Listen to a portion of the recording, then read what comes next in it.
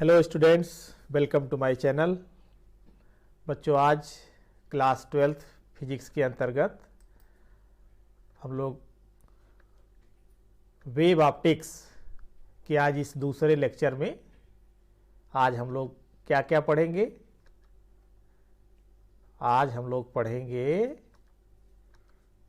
तरंगों का अध्यारोपण, दो तरंगों का व्यतिकरण। मेन जो है इसमें मेन टॉपिक हमारा आज का यही होगा, दो तरंगों का व्यतिकरण, जिसमें संपोषी व्यतिकरण, विनाशी व्यतिकरण, परिणामी तरंग की तीव्रता के लिए व्यंजक, कुछ महत्वपूर्ण सूत्र जो कि न्यूमेरिकल लगाने के लिए होंगे, और कुछ ऐसे इम्पॉर्टेंट न्यूमेरिकल प्रश्न जिनके बिना आप क्वेश्चन समझ नहीं सकते हैं। तो आइए हम शुरू करते हैं। तरंगों का अध्यारोपण। तो तरंगों का अध्यारोपण क्या होता है? जब दो या दो से अधिक तरंगें एक ही दिशा में चलती हैं तो उन तरंगों के मिलने से किसी बिंदु पर परिणामी अधिक हो जाती है और किसी बिंदु पर उनका परिणामी विस्थापन कम हो जाता है। तो जब दो या दो से अधिक तरंगें किसी एक दिशा में चल रही होती हैं तो उनका परिणामी विस्थापन या परिणामी आयाम या परिणामी तीव्रता उनके वेक्टर सम के योग के बराबर होती है। जैसे इस फिगर में आप देख रहे हैं कि ये तरंग है, इस तरंग का विस्थापन y1 है। यानी अगर हम इसको विस्थापन समीकरण से दिखे तो y1 बराबर a sin ओमेगा t के फॉर्म का दिखाएंगे। अब इस तरंग में आप ये देख रहे होंगे कि ये इसका क्रिस्ट है, ये क्रिस्ट है मतलब श्रृंग, जो धनात्मक दिशा में होता है उसे श्रृंग कहते हैं। ठीक इसी तरह से जो ऋणात्मक दिशा में होता है इसे क्रिस्ट या ट्रफ कहते हैं। तो ये जो है क्रिस्ट हो गया और ये ट्रफ हो गया, ये श्रृंग हो गया और ये गर्त हो गया, नीचे की तरफ है। इसी तरह से अगर ये दूसरी तरंग है जिसका विस्थापन y2 दिया गया है तो इसके ये जो है श्रृंग और गर्त ये दिखाए गए हैं।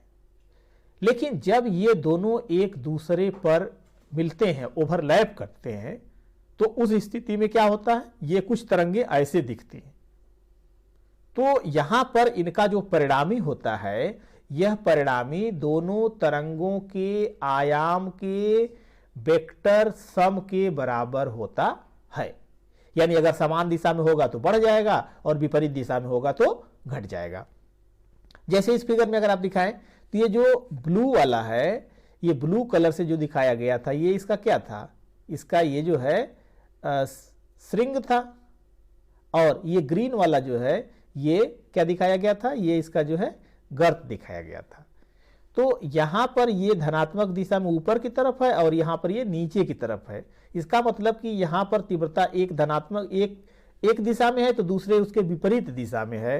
तो यहां पर जो रिजल्टेंट होगा वह कम हो जाएगा, रिजल्टेंट कम होगा। जब रिजल्टेंट कम होगा तो उस स्थिति में क्या होगा कि जितने पोर्शन में ये आप देख रहे हैं ना, ये कुछ इसका ये ब्लैक वाला पोर्शन यहां तक है, फिर ये ब्राउन वाला पोर्शन है, ये सेम डायरेक्शन में है। तो जब सेम डायरेक्शन में है तो यहां पर तीव्रता बढ़ेगी। ठीक इसी तरह से यहां पर देख रहे होंगे कि ये अप डायरेक्शन में है और ये डाउन डायरेक्शन में है, तो दोनों एक दूसरे के विपरीत दिशा में है, तो यहां पर परिणामी शून्य हो जाएगा, यानी कम हो जाएगा, इसलिए डार्क दिखा दिया गया। यहां पर देखिए, अगर इस पोर्शन पर देखें तो यहां पर धनात्मक दोनों दिशाओं का है। इसका मतलब है कि यहां पर ब्राइटनेस कुछ बढ़ेगी, यानी यहां पर जो विस्थापन होगा अधिकतम वह कुछ मिलेगा। यहां पर देखिए ये दोनों ही विपरीत दिशा में मिले हैं तो यहां पर भी परिणामी अधिक होगा। इसी तरह से ये एक दिशा में है तो इस पर भी परिणामी अधिक होगा। लेकिन यहां पर देख रहे होंगे कि ये ऊपर की दिशा में है और ये नीचे की दिशा में है, तो इसका जो परिणामी होगा यह शून्य हो जाएगा। इसी तरह से इसका परिणामी ये तो एग्जैक्ट अपोजिट है, तो y1 माइनस y2 हो जाएगा। तो डिफरेंस जो आएगा बहुत ही कम आएगा। अगर y1 और y2 दोनों अगर बराबर हैं, मैग्नीट्यूड में, तो ये शून्य हो जाएगा। तो इस तरह से आप ये देखेंगे कि तरंगों का परिणामी कैसे मिला। अब तरंगों का व्यतिकरण क्या है? Interference of waves. दो या दो से अधिक तरंगों के अध्यारोपण के परिणाम स्वरूप ऊर्जा के पुनर्वितरण की घटना को तरंगों का व्यतिकरण कहते हैं। मतलब redistribution of light falling in the same direction of two or more waves. तो यहां पर हम दो तरंगों की बात करेंगे। तो दो या दो से अधिक तरंगों के अध्यारोपण के परिणाम स्वरूप ऊर्जा के पुनर्वितरण की घटना को तरंगों का व्यतिकरण कहते हैं। अब देखिए दो तरंग के रूप में हम इसको कैसे दिखाएंगे। दो तरंगों के बीच अध्यारोपण के कारण माध्यम के कुछ बिंदुओं पर परिणामी तीव्रता के अधिकतम तथा कुछ बिंदुओं पर परिणामी तीव्रता के न्यूनतम होने की घटना को तरंगों का व्यतिकरण कहते हैं। मतलब कुछ बिंदुओं पर परिणामी तीव्रता बढ़ जाती है और कुछ बिंदुओं पर परिणामी तीव्रता न्यूनतम हो जाती है, घट जाती है। तो इस घटना को तरंगों का व्यतिकरण कहते हैं। इस व्यतिकरण की घटना में व्यतिकरण दो तरह का होगा। कौन कौन सा? पहला होता है संपोषी व्यतिकरण यानी कंस्ट्रक्टिव इंटरफेरेंस। अब ये क्या होता है? जिन बिंदुओं पर परिणामी तीव्रता अधिकतम होती है, जिन बिंदुओं पर परिणामी तीव्रता अधिकतम होती है, उन बिंदुओं को उच्चिष्ट माने मैक्सिमा और उन बिंदुओं पर हुए व्यतिकरण को संपोषी व्यतिकरण कहते हैं। यानी जिन बिंदुओं पर तीव्रता अधिक होगी वह उच्चिष्ट हुआ और उन बिंदुओं पर व्यतिकरण जो होगा उसको संपोषी व्यतिकरण कहेंगे। ठीक इसी तरह से विनाशी व्यतिकरण। विनाशी मतलब कि दोनों एक दूसरे का नाश कर देते हैं, विनाश कर देते हैं, यानी डिस्ट्रक्टिव इंटरफेरेंस। तो जिन बिंदुओं पर परिणामी तीव्रता न्यूनतम होती है उन बिंदुओं को निम्निष्ट तथा उन बिंदुओं पर हुए व्यतिकरण को विनाशी व्यतिकरण कहते हैं। अब अधिकतर एग्जाम में संपोषी व्यतिकरण और विनाशी व्यतिकरण के लिए क्या आवश्यक शर्तें होती हैं ये पूछा जाता है कि व्यतिकरण के लिए क्या आवश्यक शर्तें हैं, या फिर संपोषी व्यतिकरण के लिए या विनाशी व्यतिकरण के लिए क्या आवश्यक शर्तें हैं, उसे लिखिए तो आप इसे डिटेल देखेंगे। तो सबसे पहले तो आप ये देख लीजिए कि व्यतिकरण में जो परिणामी तीव्रता होती है उसका व्यंजक क्या मिलता है, जो रिजल्टेंट मिलता है वह उसका व्यंजक क्या मिलेगा, क्या एक्सप्रेशन होगा।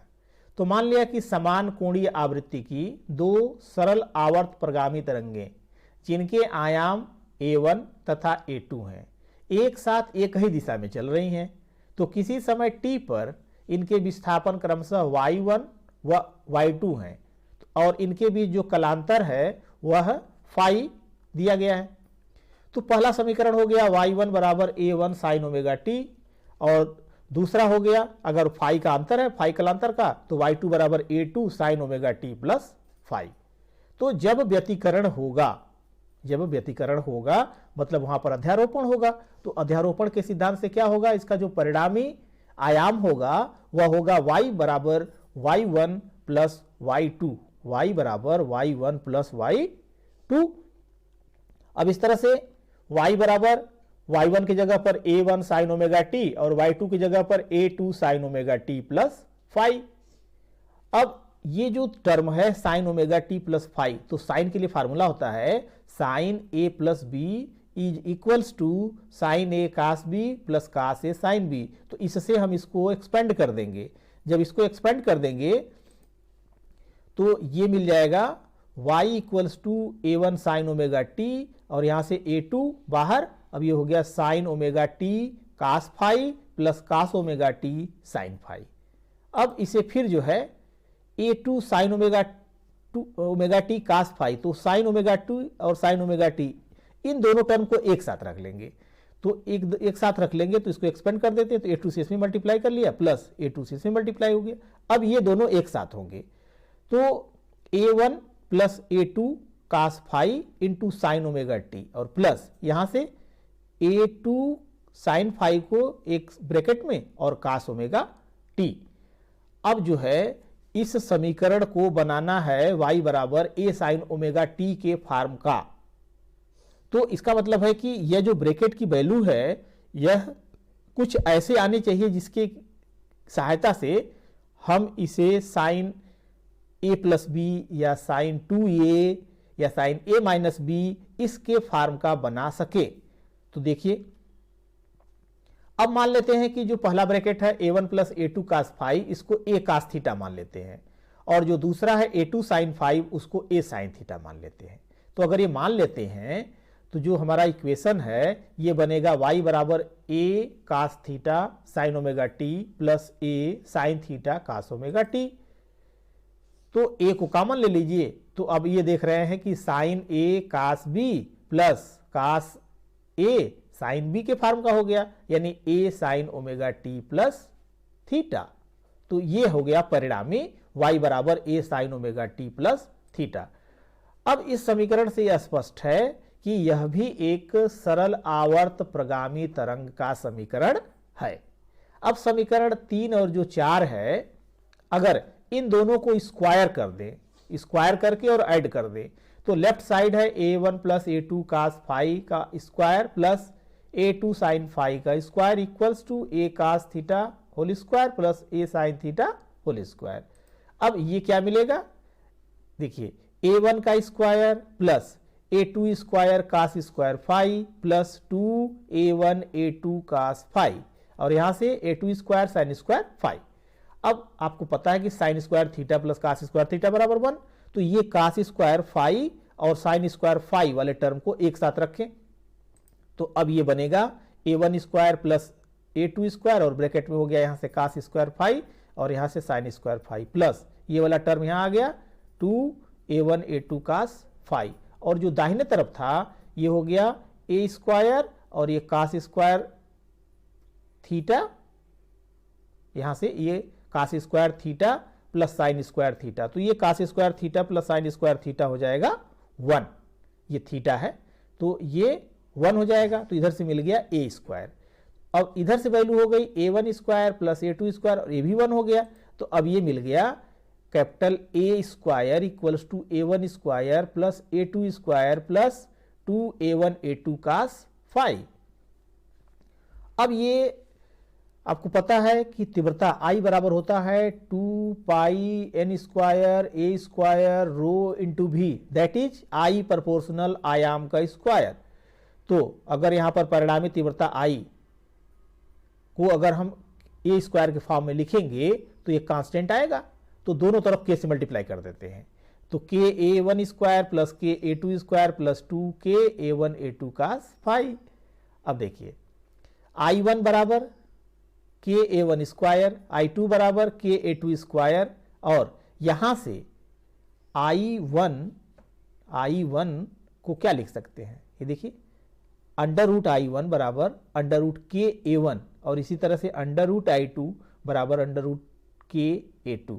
इसको इसलिए ऐसा किया गया है, देखिए ये k1 स्क्वायर की जगह पर I1, k a2 स्क्वायर की जगह पर I2, और यहां से k a1 एक रूट k a1 के साथ और एक रूट k a2 के साथ, तो रूट k a1 I1 हो गया और रूट k a2 I2 हो गया, तो इस तरह से 2 under root I1 I2 cos phi, ये मिल गया परिणामी तीव्रता।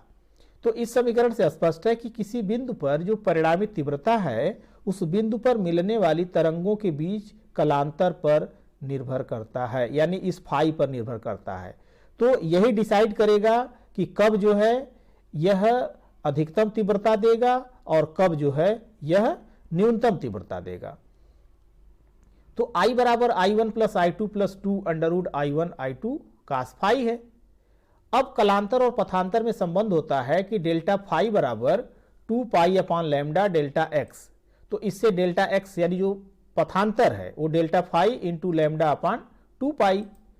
अब संपोषी व्यतिकरण के लिए क्या होगा कि cos फाई का मान जो है अधिकतम होना चाहिए, और अधिकतम मान होता है इसका प्लस 1, तो ये फाई बराबर कितना हो जाएगा 0, 2 पाई 4 पाई, इसका गुणक होना चाहिए। अब इसकी जो जनरल वैल्यू होगी ये होगी फाई बराबर 2m पाई, जहां पे m का मान 0, 1, 2, 3 होगा। अब पथांतर में जो संबंध था आपने देखा कि पथांतर डेल्टा x बराबर होगा 2m पाई इंटू लैम्डा अपान 2 लैम्डा बराबर m लैम्डा। तो अब m का जो मान है वो कितना होगा, 2 lambda 3 lambda and so on. तो इस तरह से समपोषी व्यतिकरण के लिए आवश्यक शर्त हो गई कि दोनों तरंगों के बीच जो पथांतर होगा या तो शून्य होगा या लैम्डा का अंतर होगा, यानी एक तरंग दैर्ध्य, दो तरंग दैर्ध्य, तीन तरंग दैर्ध्य का अगर अंतर होगा तो वहां पर वह साथ साथ मिलेंगे, यानी उनके श्रृंग या क्रिस्ट, श्रृंग श्रृंग के साथ और क्रिस्ट क्रिस्ट के साथ साथ मिलेंगे। तो इस तरह से आई मैक्स हो जाएगा I1 plus I2 plus 2 under root I1 I2, क्योंकि कास फाई का मान हो गया 1। अब इसे हम लिख सकते हैं under root I1 square plus under root I2 square plus 2 under root I1 I2। अब इस तरह से क्या बन गया, ये a square plus b square plus 2ab that is under root I1 plus under root I2 का होल स्क्वायर, यानी I मैक्स का मान हो गया, अगर हम इसको इसके टर्म में दिखा दें, एम्पलीट्यूड के टर्म में, तो ये क्या हो गया KA1 और ये हो गया A2, यानी I मैक्स बराबर KA1 प्लस A2 का होल स्क्वायर। अब यहां पर आप देख रहे हैं कि जो मैक्सिमम इंटेंसिटी है यानी तीव्रता है, यह दोनों तरंगों के, जैसे KA1 प्लस A2 का अगर स्क्वायर करें तो A1 square plus A2 square plus 2A1 A2 ये फॉर्म का मिलेगा। तो इस तरह से यह जो 2A1 A2 एम्पलीट्यूड वाला पोर्शन होगा वह उतना अधिक मिलेगा। इसका मतलब है कि जो मैक्सिमम इंटेंसिटी है यह दोनों के अलग अलग इंटेंसिटी से अधिक मिलती है।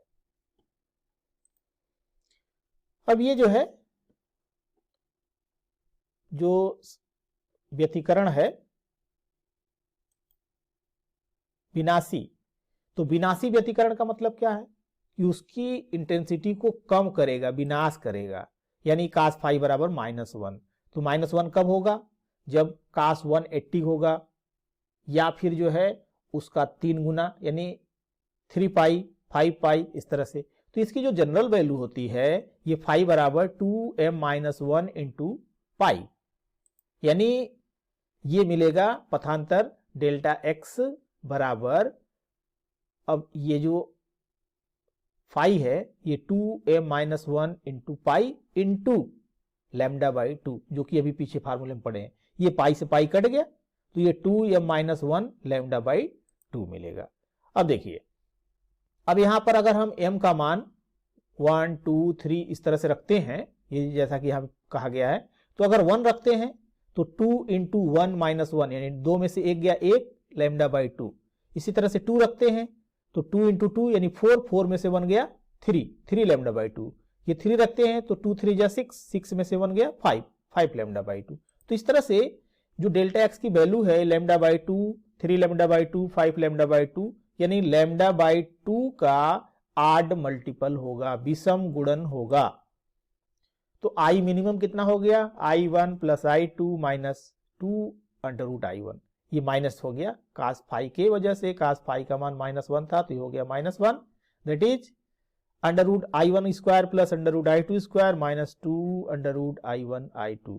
अब इसे हम लिख सकते हैं under root I1 minus under root I2 का स्क्वायर, ये डिफरेंस का साइन लगाया गया है। हो सकता है कि I1 का मान अधिक हो या I2 का मान अधिक हो, तो यहां पर I1 अधिक होगा तो I1 में से I2 घटा लेंगे, I2 अधिक होगा तो I2 में से I1 घटा लेंगे, मतलब यहां पर उसकी वैल्यू आनी चाहिए जो डिफरेंस है, साइन से मतलब नहीं है क्योंकि स्क्वायर भी है।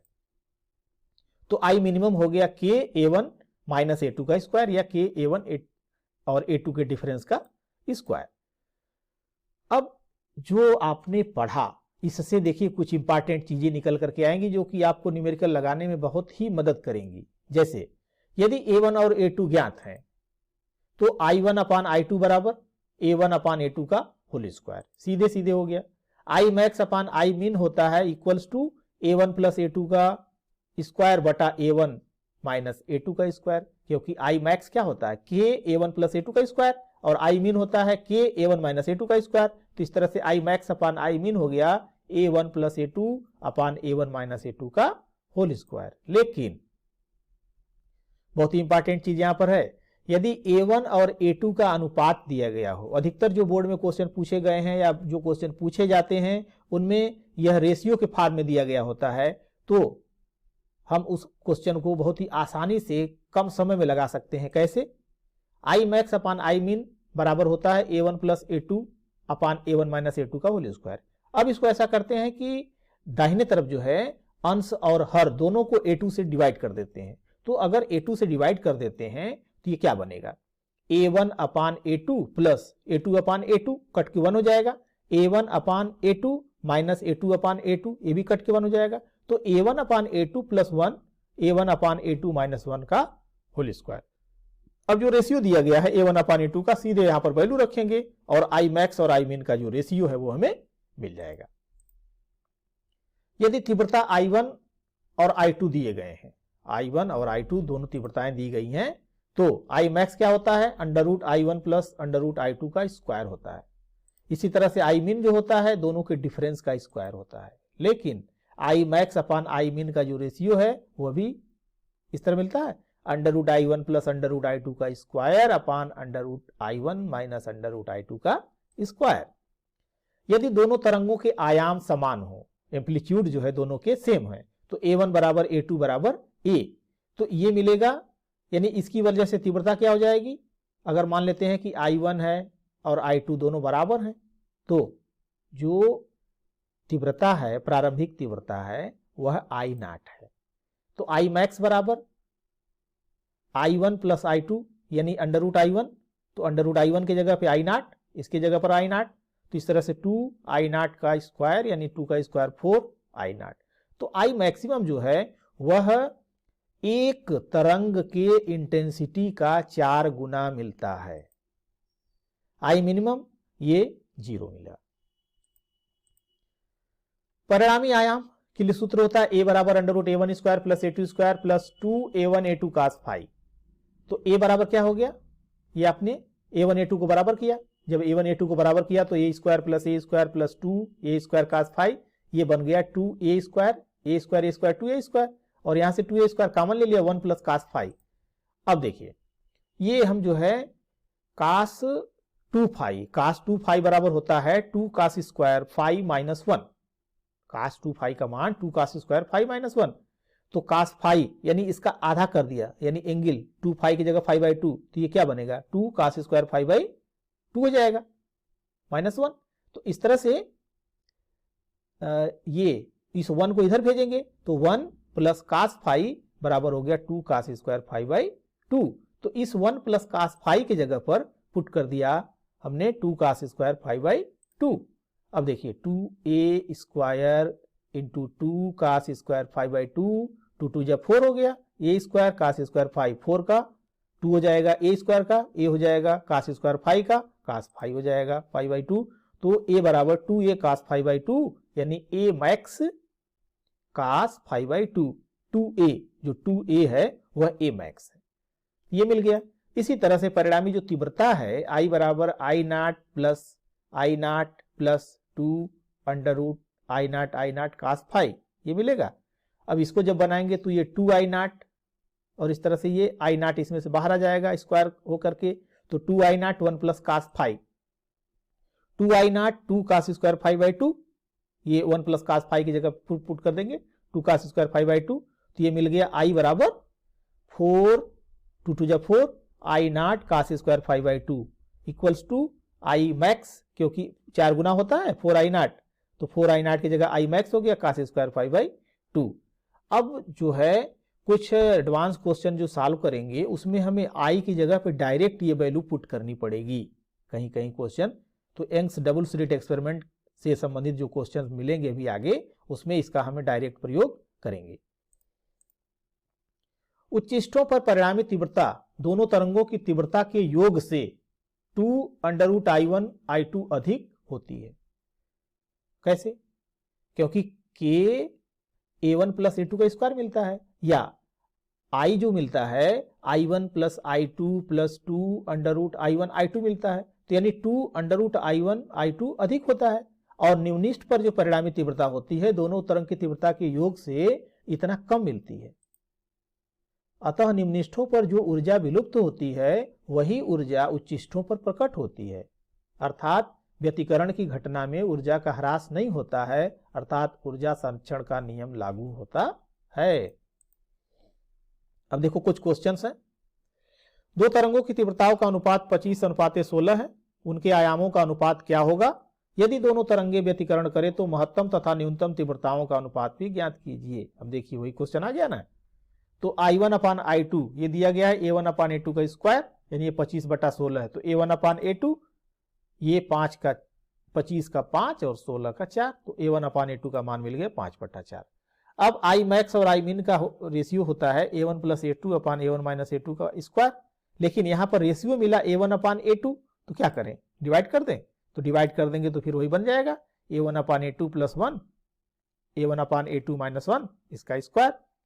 पुट करेंगे तो 5/4 हो गया, +1 5/4 - 1, ये एलसीएम ले लेंगे तो 5 + 4/4 5 - 4/4, नीचे का 4 कट गया, 5 4 9 हो गया और 5 में से 4 गया 1, तो 9/1 का स्क्वायर यानी 81/1।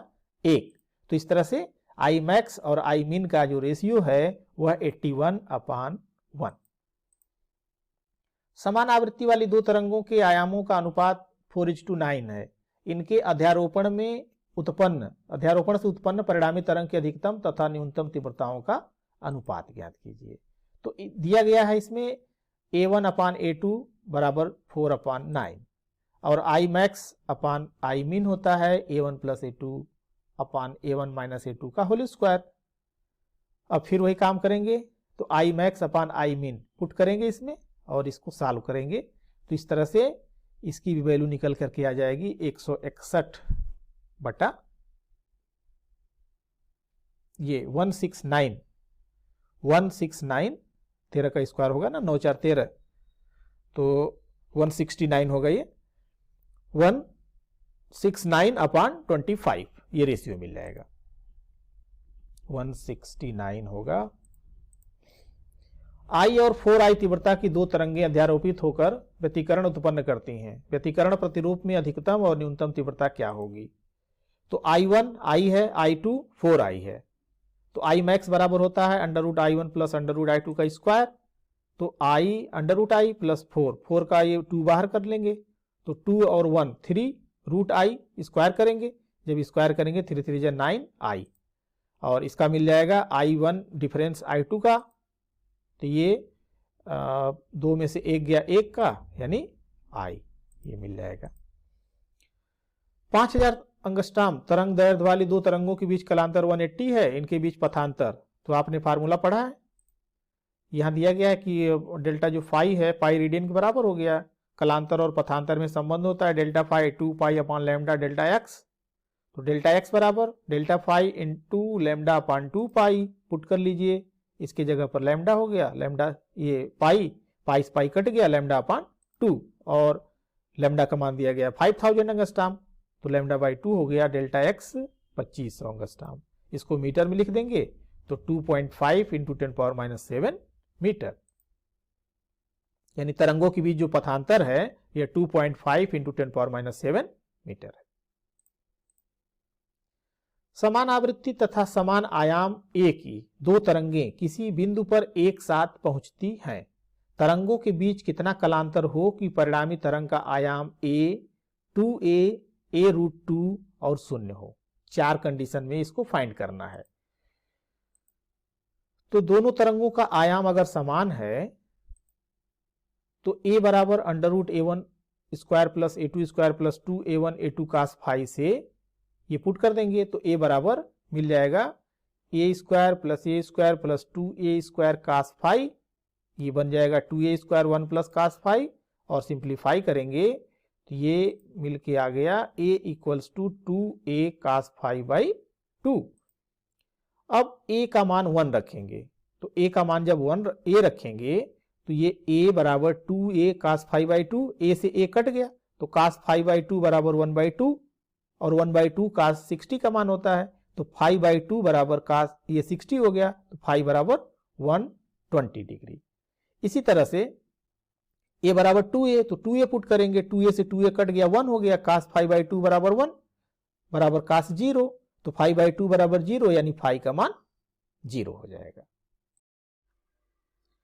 तीसरे पार्ट में है a का मान जो है a√2 होना चाहिए। तो a√2 रखेंगे तो a√2 equals to 2a cos phi/2, a से a कैंसिल हो गया, √2 अपान 2, तो अपान 2 का मतलब हो गया √2 इंटू √2, एक रूट से कट जाएगा तो 1/√2 बचेगा। तो cos phi/2 बराबर 1/√2 और 1/√2 वैल्यू होती है cos 45 की। तो phi/2 इक्वल्स टू 45 यानी phi equals to 2 into 45 that is 90 degree. इसी तरह से लास्ट है 4 a equals to 0, a equals to 0। तो जब 0 है तो 0 पुट करेंगे तो यानी 2a को इधर ले जाएंगे तो ये 0 हो जाएगा।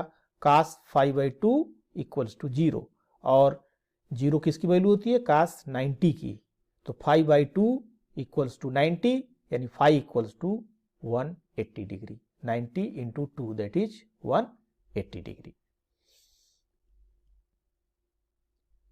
समान आवृत्ति की दो तरंगे जिनकी तीव्रताएं I0 तथा 9I0 हैं अध्यारोपित की जाती हैं।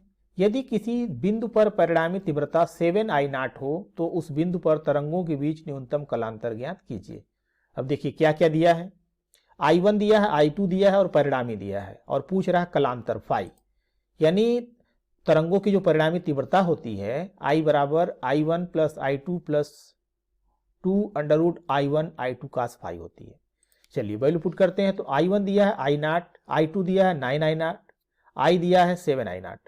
तो ये हो गया 7I0 equals to I0 plus 9I0 plus 2I0 और I2 की जगह पर 9I0 इंटू cos फाई। 9 और 1 ये 10 हो गया। तो 7I0 में से ये 10I0 इधर आके माइनस हो गया, इधर बच गया 2 और ये 9 इंटू I0। अब ये क्या बचा 2, 9 को बाहर करेंगे तो 3 आ जाएगा, I0 का है अंडर रूट तो ये I0 हो जाएगा और इधर हो गया 7 में से 10 गया -3। अब इसमें आप देखिए कि 3I0 से 3I0 कट जाएगा, cos फाई बराबर -1/2 और -1/2 cos 120 की वैल्यू होती है, 120 की वैल्यू होती है। इसका मतलब हो गया फाई इक्वल्स टू 120। या फिर इसे आप रेडियन में बदलना चाहते हैं तो आप बदल सकते हैं, pi radian equal to 180 degree. तो इस तरह से आप इसको जो है रेडियन में चेंज कर सकते हैं। तो यानी तरंगों के बीच जो न्यूनतम कलांतर है वह 120 डिग्री का होगा।